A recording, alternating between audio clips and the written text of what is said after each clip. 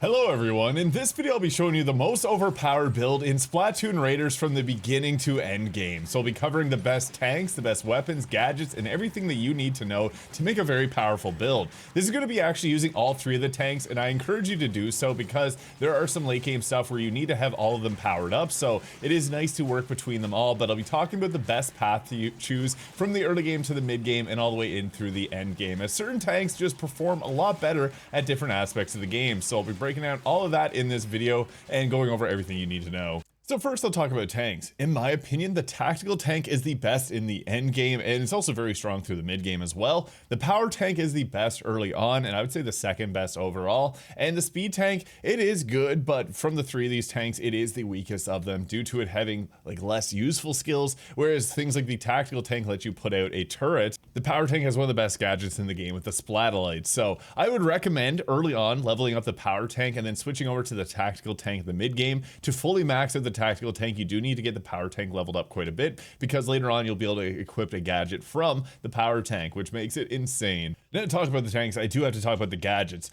In my opinion, if you're running the tactical tank, the best choices would be to go with the shot pod, which is the turrets, as well as the torque screw. This gives you a way to fly on command, which gives you much needed mobility. It also can reduce the damage you take by 50%, and it's good because you just fly up, and certain weapons like the large paint rollers here get a special attack when you're in the air, so you can actually do some long range attacking with different weapons. And if you're going to run with that, I would recommend having the splatolites here when you can equip your third gadget here. So these three would be the absolute best. Early game, you want to use the shot pot, and the high fiver is really good too. You can get some good buffs on this one here that lets it explode, and you can have the lines do a lot of extra damage, and you can make it explode and reflect as well as do explosive finale. So those would be ones I'd like, as well as to reel them in. But late game, it is best to go with the hot spot or the shot pod here. Now, fire rate up increases are some of the best that I would recommend grabbing just because this greatly boosts its DPS values, and the range is also quite nice. I'm also a big fan of the explosive placement, although I'd take this later on. This gives it an explosion when you throw it out, and one that I honestly would recommend you grabbing early as possible is the auto trigger on hit. You can purchase this from the shop. This makes it so that you're just constantly throwing these out, you don't have to think about it, and they honestly work really well this way. I also like the knockback gas because this prevents the targets from surrounding it too much, which can be pretty nice. Blaster later on is also great, making the shots explode. Sprinkler is not always needed on this setup. It depends if you need ink sources. If I'm running like the speed tank, for example, I throw a sprinkler on, but otherwise not. Double trouble is the best though. Once you unlock this lets you have a second use of the gadget, which is extremely useful. And earlier on, you can run with the duration up and cooldown reduce, although with the certain relics, I find that this is more than fine. And when we're looking at the torque screw here, I'll go over some of the different passives here. Increasing damage is great. I don't like the knockback on it, even though I have like a legendary tier of that. I like to go with the width area up, so this gives us more ability to fly, as well as the vertical area up, so it can hit some birds. Suction force is good, because this thing actually does a good amount of damage, so this can pull enemies in. But floaty fun is the major key to this success. This lets us fly. This is just super useful because you can pop this down, get a jail free card. It is super useful. Reduced damage taken is also quite nice. Minus 25% damage taken while you're in the range of this is huge, so you can actually reduce the damage quite a bit. I'm also a fan of the ferment, which will make targets take more damage if they're in it. The duration up is one that I always have equipped on this, as well as the cooldown reduce, as I'm trying to get this back as quickly as possible, and you can kind of like dance around the enemies when you're in the air with this. And as mentioned, if you're running the tactical tank, I'd recommend having splatolites on here. But if we're going to be running with the tank, the power tank here, the three gadgets I'd recommend for this is going with the splatolites here. These are really good because what you can use with the splatolites is basically you're going to pop this out, and it just gives you, whenever you have this upgraded here, easy way to just get away from enemies. So you constantly are creating paint on the ground, so you can use this for mobility. What's great about this too is whenever you're using this, not only do you have extra damage, but again, you have extra mobility, but you can get the cooldown on this so that it's constantly up. I only have 1 second delay right now with the current equipables that I have on it, so this is nice because you can basically just stay underground all the time, get your ink back, while also covering the map, so you get lots of mobility. And you see there, I got it back before the timer even went down on it, depending on your build. So yeah, splatolite area up is the best one to get because this increases the inked area size, which is huge, letting you swim through the ground. Vertical damage is nice, hit the flyers. I also like to use the knockback, which will push enemies away from you when you're using this, which is great. It's mostly just for small and medium type enemies, but it's nice to not get overwhelmed. The orbital range is okay. I've used this, but I find it makes it a little bit harder to use the swimming feature with it, so I don't love that. More splatolites is another really useful one, as this creates the inner ring around you, which is super useful. Auto trigger on hit is also something I always keep on this, so you don't have to spam it. Scorch will make it so that they take a bit extra damage, and the duration up, plus if you have any other way to reduce cooldowns, is massive. 35% duration up will give you this pretty much infinitely, so that would be my recommendations for that. I also like to use a hatchet whenever we're running the tank here. And for the speed tank, I would recommend using the blast boot here. So this is really useful because it's a way to get out of jail free as well. So it's a big jump. So you can basically use your splatolites, move around a bunch, use your hatchet for damage, and then jump away with this. And for the gadgets that I'd equip on the speed tank, I like rolling with the blast boot here, giving you the explosive range up. This is mostly just to get away when you're in a bad position or to engage with a fight. If you're using a melee weapon, this is really nice because you can get the damage surge, which will increase the weapon damage by 60% for 5 seconds after using this. When we get the cooldown low on this can be spammed pretty quickly. So minus 15% on the cooldown there. We also got the freeze, so you have a 33% chance of freezing. You get your ink back on this, and you boost up your damage. Really nice. The next gadget damage can be good if you're running the power tank to boost up the hatchet damage, but I would recommend just going with the explosive damage up on these. We're also going to use the booyarang here.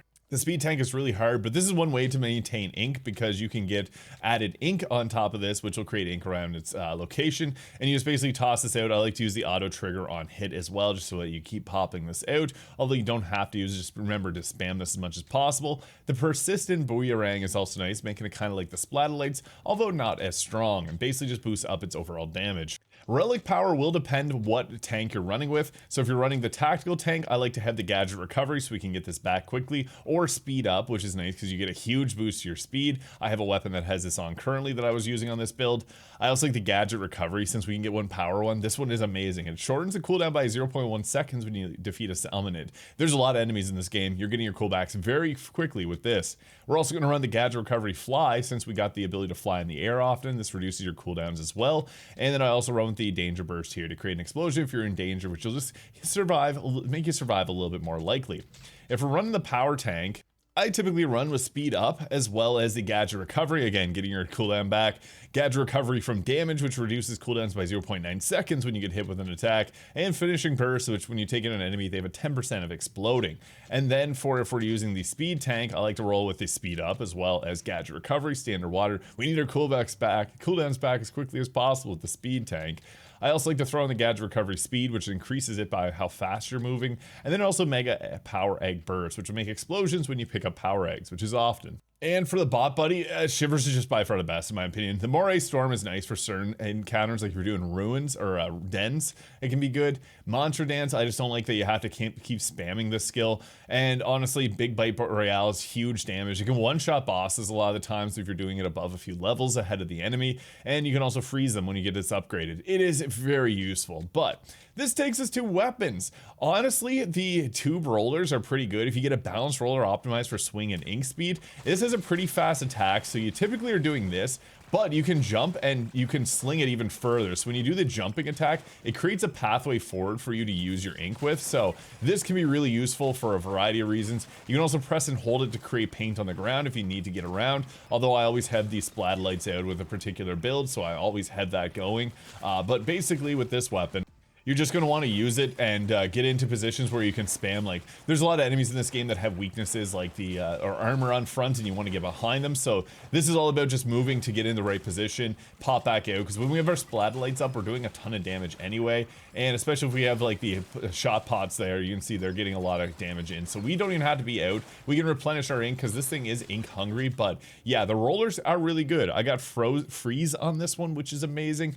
Now I like the splatter shots, but they are deceptive on their range. So you do have to be mindful, like you can't hit targets from like too far away. You still have to get in close. And the paint roller that I showed you with a jump attack has further range than this weapon here. So while the splatter shots are nice and some people like them, you do have to aim these, which is a little bit more challenging. So they're not something I personally enjoy. Same with like the heavy long range, like charge rifles. They do insane amounts of damage, like very, very high damage, which is really nice. It depends on the playstyle. If you like to send out these tanks and then run to the backline and just snipe on a target that's like got a lot of health, that can work really well because the damage on this thing is crazy high, but it runs out of ink really quickly, so I don't personally love it. Same thing with the splatling launchers, like any of these here that you have to charge up before firing. They're cool and all, but I find the damage from this is not as good as if you were to run with something else. This does have range on its side though, like you can hit from a bit further away, still not far enough away as you could see there.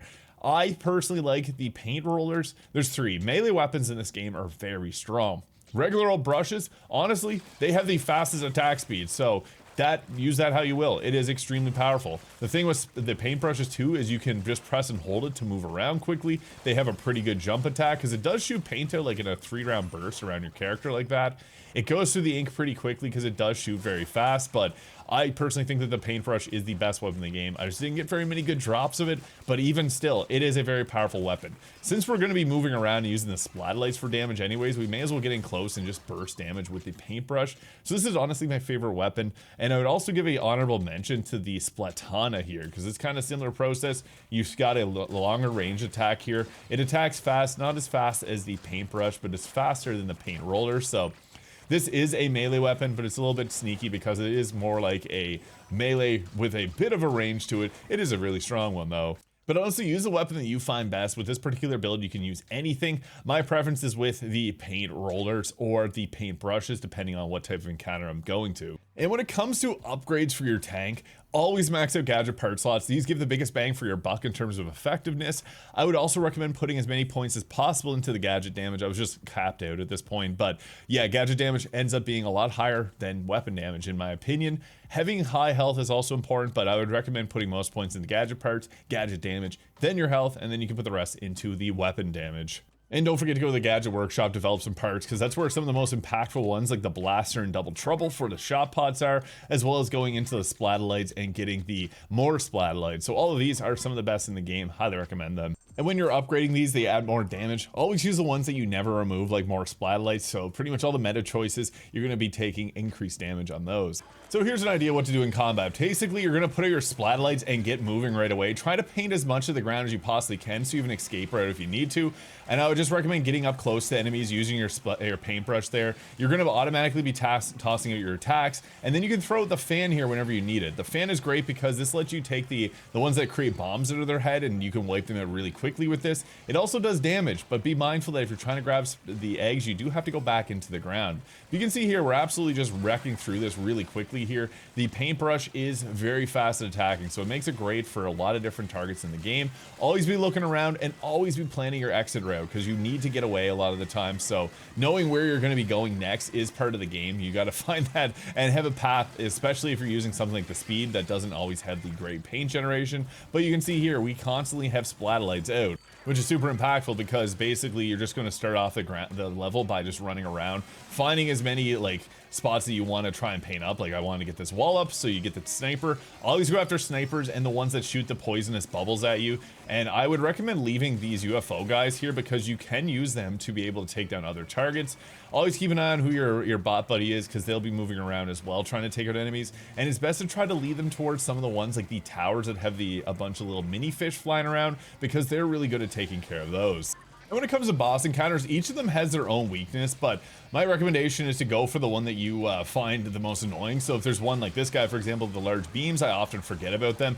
I like to go after him first just because you want to try and burst him down. Now this is a good time to use your ultimate here because you can see, yeah, it does a lot of damage. So it's good to, I always, on raids like this where you're going against a boss after the third round, I like to save it for that part. But against other types of encounters, spam your ult because you're going to get it back really quickly. I also am tossing out the flying thing here so I can avoid the attacks that are coming from the others. I'm trying to get rid of that. I ran out of paint. Unfortunately, I was paying attention to talking. But yeah, you basically are trying to get into the right position at all times for whatever enemy you're encountering, using the Splatolites for mobility. And with that, that is the most overpowered build in Splatoon Raiders from both the early game all the way through to the late game, and covering all three tanks because you do want to cover all three of them. Hotspots as well as Splatolites, or potshots and Splatolites, are the strongest gadgets in this game, so take advantage of them. They're very good, especially if they can leave ink on the ground. So let me know your thoughts in the comments. If you have any questions, I get back to them pretty quickly, and I hope you guys all have a great day. We'll catch you in the next one.